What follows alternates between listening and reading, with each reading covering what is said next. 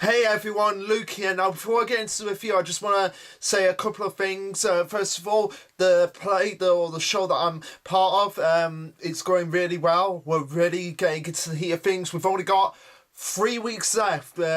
No, actually, we've only got 2 weeks left. We've got next week, and then the week after that, that's the actual show. So once again, like I said, on that actual week, I won't be doing any reviews or anything because I'm going to be concentrating on all of that. I'm going to be exhausted by the end of it all, and I'll just want to take a break for that week.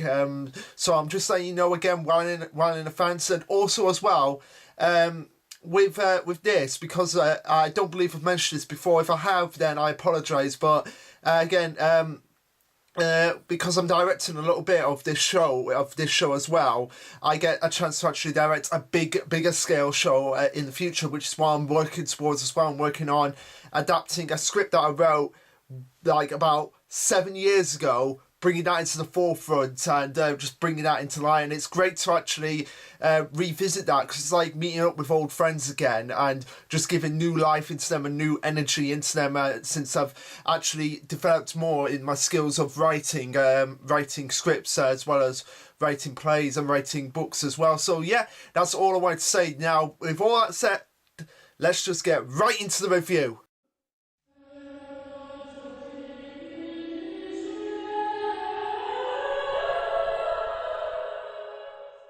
Alright, so this will be the Promised Neverland chapter 125, titled Allies of Liars. And this is obviously a reference to the fact that in the last chapter, Norman was sort of like going to make a deal with demons, but of course neither side can truly be trusted on either front. So it's kind of like, oh, we're going to ally with you, but we're also going to be backstabbing you in the process. And this is kind of a chapter that brings that into the forefront of prominence, which again shows the greyness of this world, how there's not really good guys and bad guys. It's like they all have different layers and different greyness, and especially Norman, since his reintroduction into the series, he's been a lot more shady, and we don't know exactly what his ultimate plans and ultimate goals are. I mean, we do have a vague idea of them, but it could change either way, and that's the beauty of it. Like, we just don't know what he's actually gonna end up with it, because it's, the title is called Allies of Liars. So again, Norman could be lying with everything that he's actually saying, and it might actually end up in a really gritty and depressing situation, way more so than when they were back in Gracefield House. But anyway, going on to the actual chapter itself, it starts off with a cover page, and it shows Emma and Ray just being surrounded by owls and just looking like really present and really happy about that. But again, the owls have sort of like the William Minerva style hat on that's become prominent in the actual series itself, the symbol of William Minerva. So again, it's like all these owls just gathering around Emma. It's like, be my ally, be my ally, be my ally. At least that's what I took away from seeing this as an interpretation of this actual moment itself. But it's a really cool cover page, and one of the things that I've really loved about the series is the fact that we get all these awesome cover pages, and it's showing just how popular the series actually is as well. Even though that's been very much established at this point, it's always been in like the top 10. I don't think it's ever come out of the top 10 since its inception, which again, for a series like this, you have to give that praise. Like, it's never really come out of the top 10, at least not at the moment. So the chapter starts off from the ending of the last chapter, where we have Norman and Sassy going to meet all those demons, and we have a crowd of demons like just gathering around them, and they're just like getting ready to just gnaw and devour Sassy and Norman, and Norman's like just smiling great, because he knows that they're here on an important business venture, so he knows he has absolutely nothing to worry about at this point, because he knows that if he gets eaten, then it doesn't benefit anyone in the slightest, and they need each other, even though it's obvious that they're going to be backstabbing each other continuously throughout the series from this point. Even when they do make the potential alliance, they're still going to be backstabbing each other. And I really love that. Like I said, I really love that about the series. How it's just so great in the series. Like, you can't really say like, oh, Norman's the good guy, the demons are the bad guys. No, because they're just as guilty as each other from doing these things. And Norman goes on to say to Sassy, It's fine, says he. Keep your sword sheathed, showing that Norman is well aware of the fact that he doesn't need to start. He can't start anything at the moment, because if he starts something, then it all goes to pop, and nothing gets beneficial on either side in this way that they actually need it at this point. As the sort of like head demon apologises to Norman and says, "You just look so delicious," Norman completely understands the situation and goes on to say, "I don't mind. I compared the situation with your lack of meals," and it shows like just how they're just out of meat at the moment, and they're just like they're actually at the point where they're getting desperate. It's sort of like how at the beginning of Two Towers, the adaptation of Lord of the Rings Two Towers, where you had those orcs with Merry and Pippin, and the orcs were like getting desperate to eat some meat. It's sort of the same situation here, and it's like it's kind of cool in that regard that you can actually take references you can actually pinpoint references. I mean I don't know if this is actually a reference to that, but if it is, that's pretty cool. But going on, Norman says, "I also know that you understand completely that instead of eating us here, it would be far more beneficial for you to let us live and form an alliance." And again, like I said, this is beneficial because because as we'll get into the chapter, these kind of like demons were sort of like royalty, and that have actually been backstabbed, which again adds to the world building in this regard, and sort of like the hierarchy of the demons, and how some demons can be pushed out by their own kind. Again, showing like just how much of an established race that they've actually become, to the point that you can have outcasts from an actual certain establishment just be thrust into like the common everyday situation, to the sense that they need to form allies with the enemy. Like, the enemy of my enemy is my friend in this situation, and they go and sort of like the head demon at this moment, like this little group that's actually gathered around Norman, he goes on to say, "And that is the only way to once again obtain a life where you can eat meat." No, actually, it's Norman that actually says this. Sorry, I apologise. It's Norman that's actually saying this, and that is the only way to once again obtain a life where you can eat meat easily. Again, showing Norman's shady nature, like he's going to some extreme lengths to achieve his goals, and they may not actually be the goals that he actually wants, because like I said, as the title of the chapter implies, it implies that Norman is lying, and he has been lying at this point. He's probably been lying to Emma, Ray, and sort of like everyone, all the cattle children, sort of like make him seem like he's a better man, and get them on his side, even though he could necessarily be hiding truths that are just absolutely despicable and horrifying to them. So as Norman asks the demon, sort of like the right hand man to the main demon, he asks, "So where is the Lord?" We see like a cane bounce down, and we see a foot, and then we see all the demons sort of like turning around and like, "He's arriving now." And then we get like the big reveal of this like new demon, which could possibly be like one of the new villains that are coming up. Although I don't necessarily want to call them villains, because they're just doing what they can to survive. Antagonist, one of the main antagonists that are coming up, and he is huge. It's like he's so big. No. When I first saw this, I thought like he was so big that his head was touching the ceiling, and he had to like have it spelled out. But no, the ceiling is tall enough to compare him, and he's got a really cool design. It's like this big mammoth of a mountain-sized demon that just towers over Norman. If you actually look, his hand can actually fit. He can actually literally fit Norman in the palm of his hand. It's that big. It's basically like how if you read Bleach, if you read the Fine Arc, how you had Stone the M, the Miracle, Gerard Valkyrie, and he said Gerard Butler, Gerard Valkyrie, and how he had his sword, his giant sword, and Kenpachi had his Shikai no Shirashi. It's basically the comparison there. No Shirashi, he's huge, but compared to Gerard's sword, it might as well have been just like a letter opener or just like a butter knife, and it's the same thing here compared to this demon, this like giant mammoth of a monstrosity that pretty much is similar to how Gerard got his god side. It like compared to it, Norman might as well just be like a toy doll at this point. He's that massive. Also, one of the things that I didn't notice about this demon when I first saw it is like how all the demons have sort of like their eyeballs here. So you have like one eyeball here, like sort of like where the nose is, and one eyeball here, where sort of like their mouth is on a regular human. This demon lord has two eyeballs, but like inside it's like little mini eyeballs that are just like that are just like rolling around. Sort of like reminds me of like when you get those like squishy things, and you have those, and you have like the outside layer, then inside you have like the squishy balls that are inside, that gives like that texture. It's sort of like the same thing here with these eyes, like sort of like rolling around in sort of like this main eye area.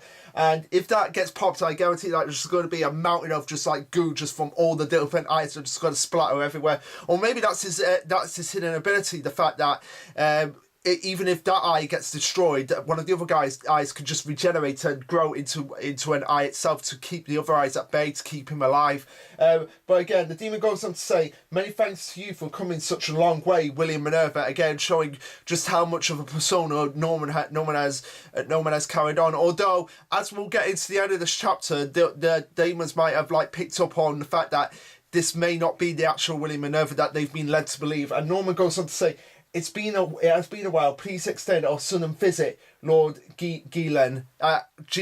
It's like Geelan or Geelan, whatever.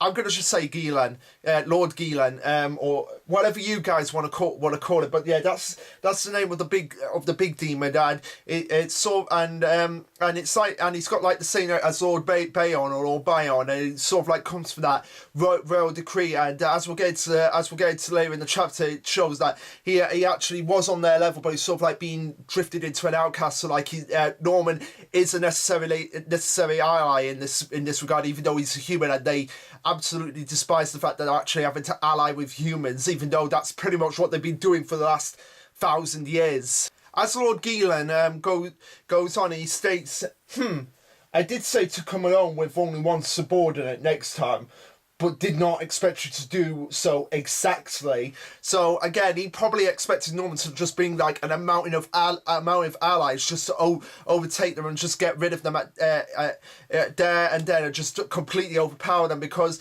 I think even at this point, Lord Geelan actually kind of knows like just the army that Norman has actually built up, or just like the strength that he's actually built up, and it's like he could have actually feared like, oh, he's going to come in and he's just going to kill us with that massive army that he's been gathering. But no, Norman actually stuck to his guns and said, I'd actually agreed to the terms and conditions, probably even though Norman's probably lying, as much as Lord Geelan's lying to him, he probably did it to like show like, look, I will agree to this because we need each other. We need each other, even though we're going to be using each other, we still need each other. We're necessary for each other, even though we're enemies.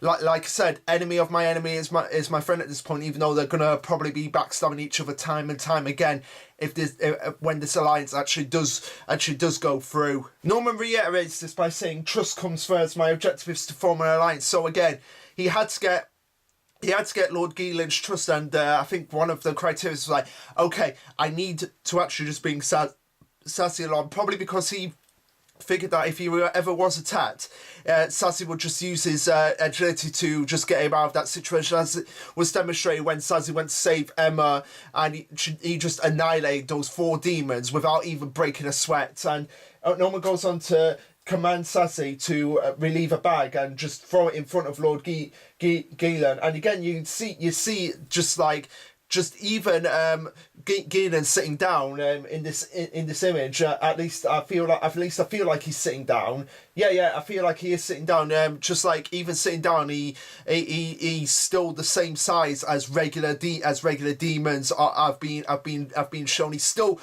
even by sitting down, he's still way more gigantic than Norman. And Norman, when he sits down, he could be like a bigger teddy bear, but when he's standing up, Norman might as well just be a little tiny doll at that regard, like I said earlier. And anyway, Sassy throws a bag in front of him, and it's like, and Norman's like, "This isn't much, but I have brought you a gift." And Norman goes on to say, "They are the higher ranked staff of the mass production farm we destroyed the other day. Please enjoy yourselves later." And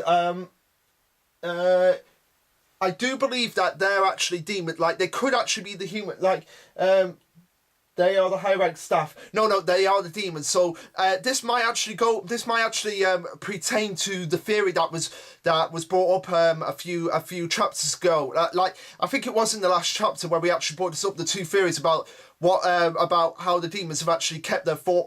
No, it was a couple of chapters ago about how the demons have actually kept their form, and this pretty much actually proves that theory that other guy said, that the demons are actually eating humanoid demons to keep their form rather than being degraded. So they're basically becoming cannibals at this point. That's basically what it's amounted to. That this is cannibalism, pretty much. That they're doing. They're eating members of their own race in order to sustain their own form, to survive longer. So and this, I think, pretty much proves it. And Lord Geelan goes on to say how thoughtful this helps. Have a seat, as he goes to a table that's a rectangular table, and he starts to begin his meeting with Norman. So again, this isn't really a chapter that's mainly action based. It's more like a political stance of like forming an alliance, and I figured that this was what this chapter was going to be like, because again, quite a lot of this series is a lot of dialogue based, and now that we're getting into like the structure of how the demon society actually operates, we might be getting a lot more political structures, and we might actually see a lot more sitting down and talking and exchanging information, but also keeping information from each other, like we get in this chapter. As Lord Geelan goes on to say, I inquire once more, what do you want from us, and what do you offer? And Norman goes on to say, what I want is fighting strength. What I can give you is victory and the fulfillment of your revenge. And this is where we get into like how they actually came to be in this situation, like Lord Geelan and actually these demons. As Norman goes on to say, I promise you the heads of the royal family and the current 5 regiment houses that betrayed and ensnared you 700 years ago, causing your current arrangements. Okay, so from what I'm gathering here is that Lord Geelan used to be in alliance with the Retired clan, and also the 5 regiment houses. Now that could be the 5 houses that could be related to the 5 demons that we actually saw in Goldie Pond, so like Noma, Nomus, Luke, Bayon and Lewis. So like the 5 regiment houses could be the houses that they actually belong to. Lord Bayon, I guarantee, was one of them, because the fact that he was actually called Lord, and we saw when Peter Rattari was first formally introduced, we saw him going to meet Lord Bayon. It's like, it's been a while, Lord Bayon. I wish to discuss matters with you, and this could have been like one of those matters. The fact that Lord Geelan is actually making his move, and we need to do something about him. But again, this is something that I really want to know, like what happens to them to betray them. My theory could be related to the fact that of what's actually being shown, the fact that they were like, wait a second, we don't actually have to keep eating humans, we can just keep eating each other, and we can actually punish the more weaker demons by actually making them our food. And nobody actually didn't like that, so that's how they got banished and outcast, because they had a different solution that nobody actually liked, so they actually got kicked out of their own kind and sort of like forced to wait away in the wastelands. That probably is what happened to Songju Musica. Like their family, like this family of like Lord Geelan could actually be associated with Songju Musica, maybe like their son and daughter, like they could actually be brother and sister, Songju Musica, or at least half brother and half sister. I wouldn't be surprised if that's the case in this regard. And they all got cast out, and sort of like Songju Musica went their separate way, and Lord Geelan went his separate way. But again, it wouldn't surprise me if that's what's happened here. Like some demons actually came to the realization, like, we don't necessarily have to eat the humans, we can find other ways to sustain our form, and nobody liked that, so they were like, right, you are getting out, you are getting out, you are getting out, and we're just gonna forget about them. And it's sort of like they've been in this suppression for so long, like 700 years.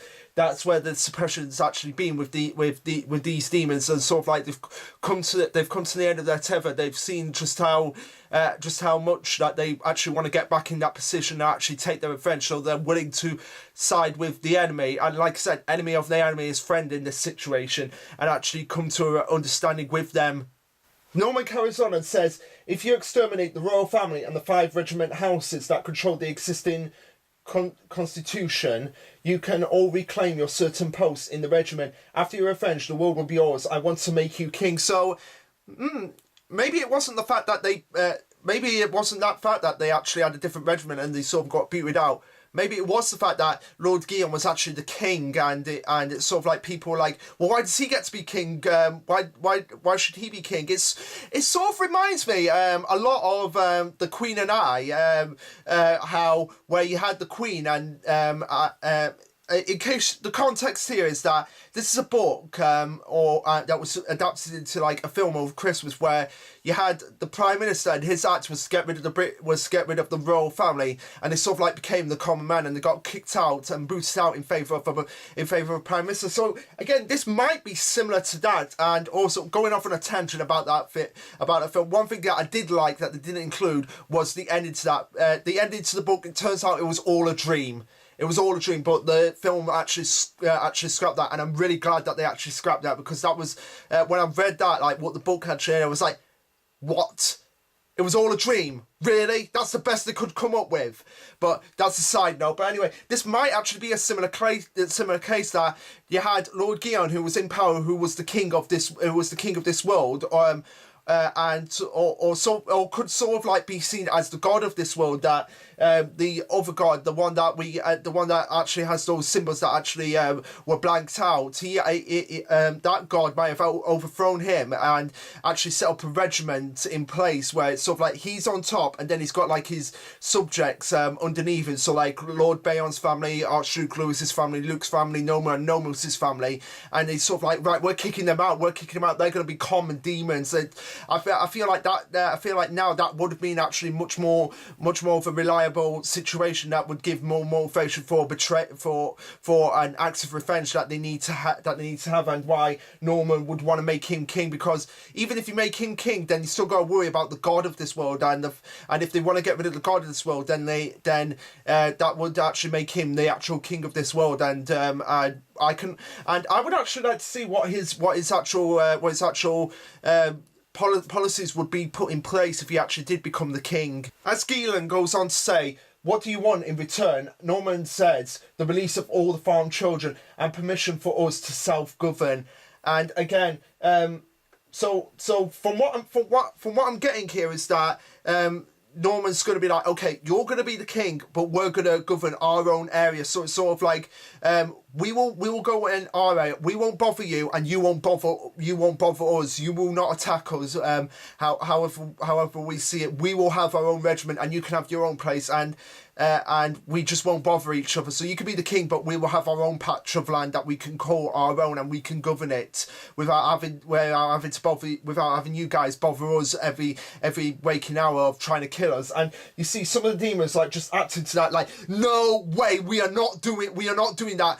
You are humans, we are demons, we have to eat you to survive. But of course, Norman was well prepared for this, so he's like, of course, I don't intend to take away your food supply. And he goes on to say, I ask you to release all the current children, but you can keep the farm facilities, and you can do as you wish with the retired clan.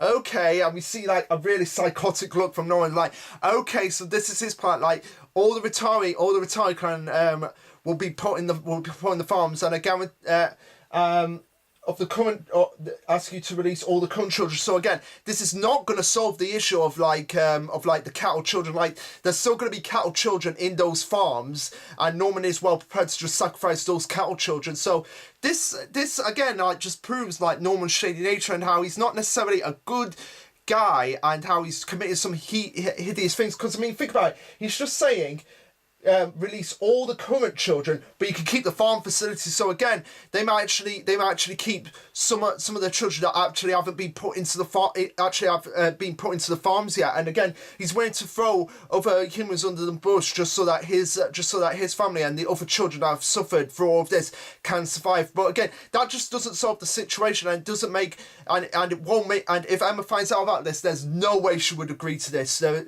is no way she'd be in favour of this, and she would actually go away from Norman at this point. I can see that actually happen. So maybe Sid was right. Maybe Sid had a point of Norman actually being the bad guy. When I was first reviewing The Promised Neverland back in Worcester, before I actually moved back to Manchester, Sid actually had the theory that Norman may turn out to be the bad guy. And judging by this image right here of Norman just like that sinister smile, that actually could prove his actual theory, and I've got to give him props to that, because he actually saw that coming, that Norman actually had this situation, and again it's like showing the fact that Norman is just as brutal as Peter and Andrew, in the sense that he deems them as traitors to their own character, so he's just going to throw them to the demons and see how they like being eaten. And whoa, Norman, that is really dark. It is really dark when you think about it. And again, like I said, he's just saying the current children. He's not saying all children that are in those farms. He's just saying the current children that can actually survive in my domain. Or no. Release of all the current children. That actually might be just the children that have actually escaped. He might not actually want children. He might not actually want to get out children that are actually still in the farms. Because again, he's saying, but you can keep the farm facilities. So again, maybe he's just thinking like all the children that have just like escaped, like he's got in that regiment that he's been able to evacuate. And Phil could not actually. Phil might not actually be there. There might actually still be kids trapped in the Gracefield house and in Goldie and in Grand Valley and in there was another one.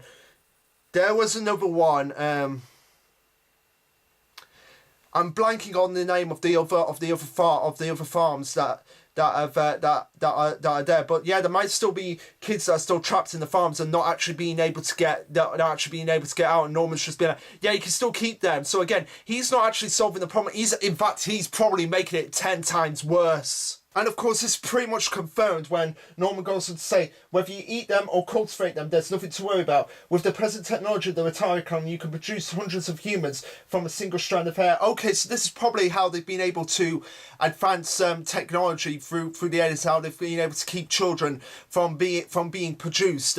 And he goes on to say, if you'd like, I will hand over all the research data from Lamberdat. Okay, so like I said, again, Norman is willing to sacrifice children just so that all the current children that are out of the farms can actually have a chance to survive. And oh my god, Emma is going to find out about this. I guarantee you guys, Emma is going to find out about it. She's going to find out about this meeting. She's going to find out what Norman has planned, and she is not going to be happy. She's going to probably fight Norman at that point and just be like, Norman, you are insane. Which he is at this point. He's insane because he went through all of that. He went through all that trauma. He saw Connie dead right in front of him, and so and now to seem like this, being like, yeah, you can sacrifice children, you can just have to take strand of hair, you can create children and still keep producing them because they're not naturally born. Because I think in his eyes, just a single strand of hair and just produce a child, they're not actually regular children. But again, they still might have their own personalities, and they still might actually be able to think and feel and be loved. And the fact that Norman is willing to not just ready to disregard that and not see them as actual humans, that's just like a really dark, depressing thing that he's actually bringing across. So Lord Geelan goes on to say, and also keep in mind, he still thinks that Norman is Winnie and Minerva, even though as we'll get into over the chapter, it's discovered that he doesn't actually believe it's the same person and it's just an imposter. But anyway, he goes on to say, so you're also getting your revenge of 1,000 years, or is it retaliation for your banishment? Again, thinking that Norman is William Minerva. So, and obviously, as we know, William Minerva was exiled from the Retire clan for reasons that are still pretty fake to us. But again, Lord Guion goes on. Yeah, or is it retaliation for your banishment, James Watari? Yeah, he still thinks that Norman is William Minerva or James Watari, and you see Norman's smiling. So again, he's keeping up this facade, again showing Norman's creepy, shady nature that he's actually developed into. And I'm still wondering what would have happened. I actually might make a what if video if it was Norman that actually went with Emma instead of Ray, and actually how that might have actually changed his character and how it might have changed Ray's character. But again, going on, one of the demons says, "But it's true. The Ratari clan has strong ties to the royal family and 5 regent houses. They are a nuisance to us as well. If we can eat and erase them, we can kill 2 birds with one stone." So again, it's like okay. If we ally with these humans, then not only do we destroy the regiment and get back in power, but also we can actually kill and erase them and create our own facility. And it is actually a good idea. But again, like I said, they all could be lying. They're all pretty much lying through their teeth, as we'll get into later on in the chapter. It is actually established that this is actually the case, that they're actually lying all the time. But Norman goes on to say, "Let's join hands for both our survival and revenge." And Norman continues to say, I have the strategy and intel to pull it off. Inside information attained because of the close relationships of the Ratari clan and the regiment. However, we don't have the power as organisms. Humans are pathetically weak. In order to crush the current road from certainty, your strength is essential. On the other hand, even with your ability, you couldn't do anything for 700 years. You don't have the means to win on your own. And we get a flashback, and we actually get a flashback of the other humans, actually, of like the Gracefield house being chased by that monstrous demon when they first entered the forest. And I'm actually curious, like, how did Norman actually get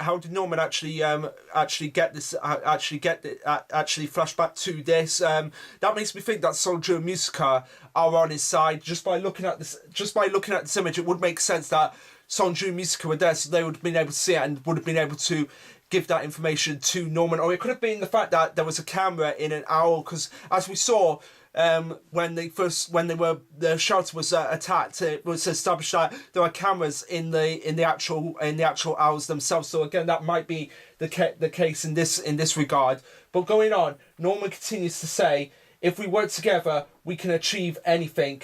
The revenge and victory you've been waiting and wanting for 700 long years. Let's destroy this aberrant world together."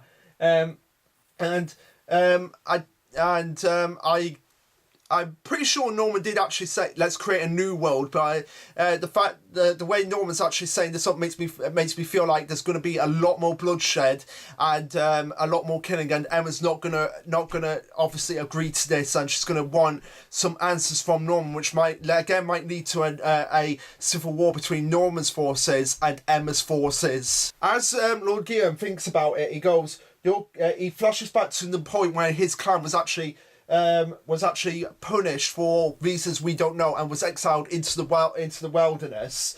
And he's like, "I am innocent. Why should we be downgraded to a lower species? Damn it.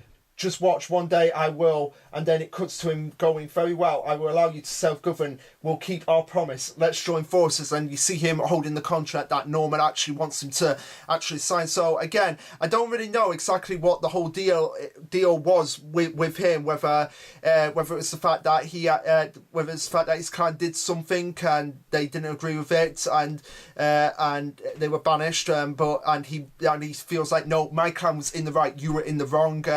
So again, there's a lot of betrayal going on in the world around us, not just with the humans betraying each other, but the demons betraying each other. Again, showing just how much, how strongly the greyness of this world is. Like, the demons aren't necessarily bad guys, and the humans aren't necessarily good guys. Like, they all have shades of grey, and this chapter pretty much, again, like I said, establishes that, gets that hammered into us, that there is no right or wrong answer here. Everybody is just as evil. It can be just as evil or as uncooperative or as malicious as each other. As Lord Guillaume is actually signing the contract, he goes on to say, "However, I will be trusting you and getting aboard your ship.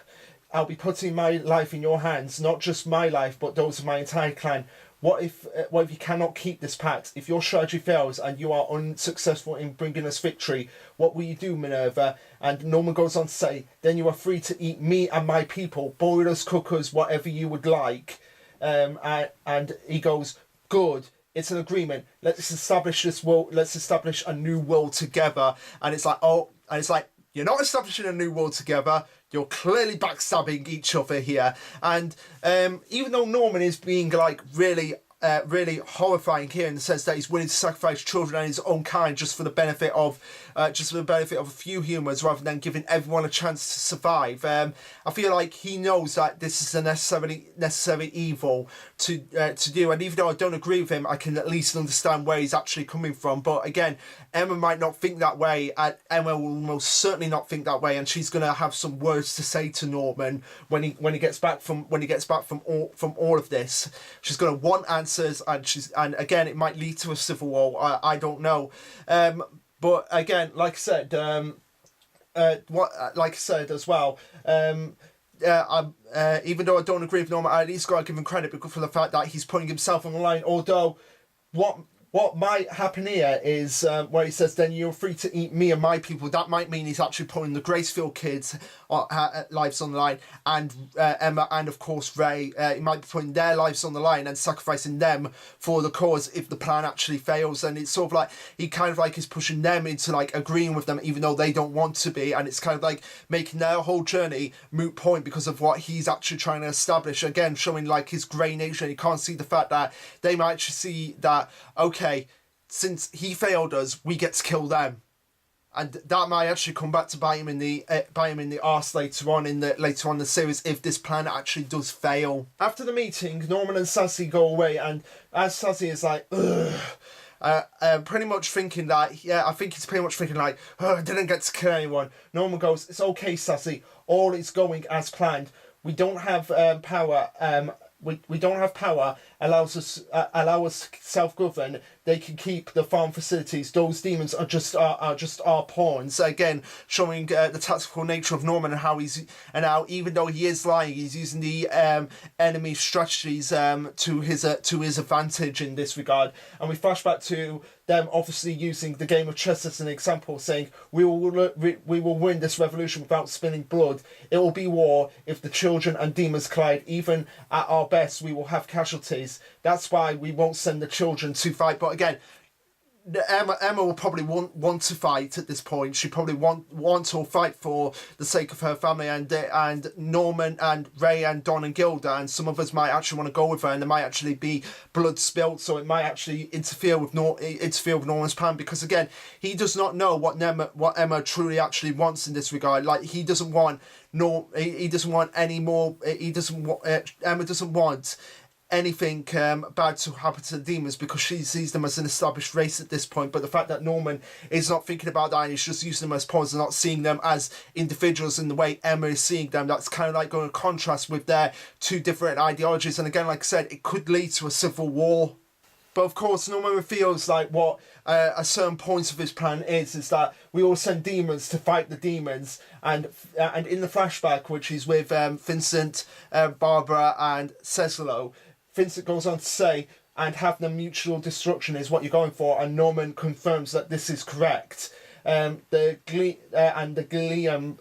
Gleam clan is just one of the pawns. So it's not actually a bad plan to get both sides of various factions of the same faction fighting each other and make them think that you're their ally. But again, this contrasts to Emma's ideology, the fact that the demons are actually established race at this point, and to see them actually fighting a war with each other and being backstabbed and being promised the fact that we can get rid of this clan together. But the fact that Norman's thinking like, I'm actually going to send these demons actually out to kill each other. That's very malicious and manipulative, and Emma might actually see that, as well as Ray might actually see that, and might actually disagree entirely with Norman's, and be like, we're going off on our own, and we're gonna stop this on our own. We're gonna not make these demons kill each other, and because if Guillem finds out that he's been manipulated in this way, he might actually just carve the alliance and actually just go after them at that point, and that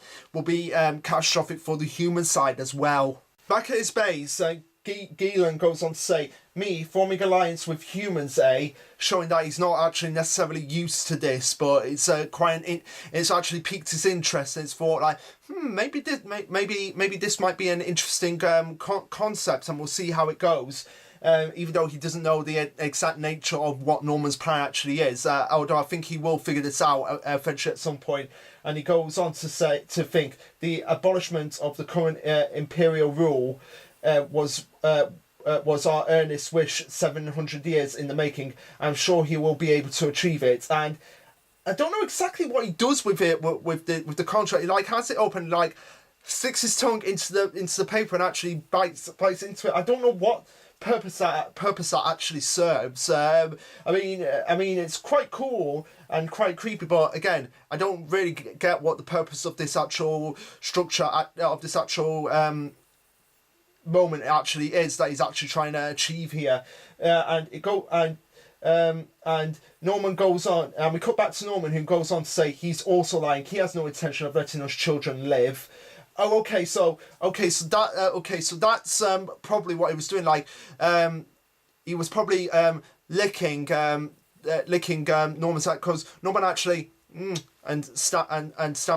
stamped it, and he was probably licking that to like actually get a taste of Norman's saliva. So again, he actually got the taste of humans, because Norman knows that he's lying just as much as they're lying. I pretty much forgot about this moment that Norman actually confirmed that he is lying. So because again. No, actually, I didn't forget that. I've been saying that for the past, 40 minutes. Like, they're basically backstabbing each other. But I don't think Gielan knows that Norman is lying as well. And as Gielan goes on to say, delicious, just one drop gives such delicate flavour. That boy isn't an ordinary human. So again, like I said, it's like he licked Norman's saliva to just actually get a taste of what he actually tasted like. As one of the demons, as Gielan goes on to say, he seemed awfully young, and Jason Watara should have died many years ago. As one of the demons goes to say, could he be a fake? Perhaps he's also a farm child, and he doesn't show his neck. Remember the rumours a few years back? The highest grades from Gracefield. If he is one of them, indeed, he is the meal of. As we get the demon king, or rather the current demon king's name shown, even the king cannot eat. Actually, that actually might not be the king's actual name, because it actually goes, he is the meal of, even the king cannot eat. So. No, he's probably referring to himself at this point, because no one wants him to be the king, so he's probably referring to himself at this point, as he goes on to continue saying, he's after my meat too. No one goes on to say, he's after my meat too. After he has used us and gotten his revenge, he plans to kill and eat me first. We're only helping each other on the surface. Inside, we're both trying to stab each other in the back. Okay, so they're both well aware of actually trying to stab each other in the back. And again, this is going to lead to some very horrifying imagery later on in the arc, as we get into the more destructive nature of what the plan actually is. Go ahead and dream about killing and eating me, but we will be the ones to get the last laugh, is what Norman says, and that's where the chapter ends. So, so it was a pretty good chapter, pretty good to actually get these various grey areas and get different sides to the actual demon race actually getting into the different political structure, and how certain demons can actually be banished, which again might explain what's happened to Songju and Musica, how they've just been banished from the higher ups, and they're trying to make their own way in the world.